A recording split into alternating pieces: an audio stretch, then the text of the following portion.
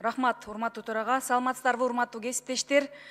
Ашырбек Мойдунович ушул жылдын 20 февраль күнү Талас облусунун Кара Суу айылында болгон каргашалуу окуя жана электр энергиясы тармагындагы Энергохолдинг тармагындагы коррупциянын бетин ачты. Тез аранын ичинде Энергохолдинг түзүмдөрүн реформалоо керек. Бул маселени биз СДПК фракциясы өткөн жумада дагы караганбыз. Таластагы 2 адамдын өмүрүн алган окуя боюнча биз жеринен барып кабар алдык. Таныштык, кече иш сапарында болгондо барып келдим.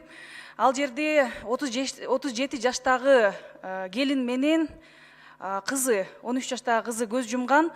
Азыр атасы 5 жаштагы кызы комада Бишкекте. Ошол кыздын өмүрүн сактап калайын деп Бишкекте жанды албастап жүрөт да ушул жердечи. Жабырлануучулардын айтымында эсеп дүмүрчөк келген эмес. Былтыркы айдан 80 сом эле калган.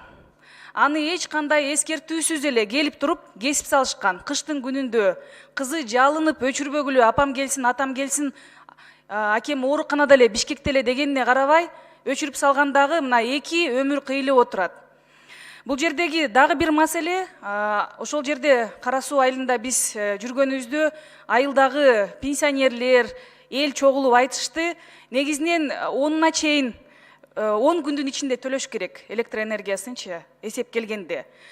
Бирок 15-не чейин алышат пенсиясын, пособиясын дагы. Ушул 2 маселени дагы синхрондоштуруш керек.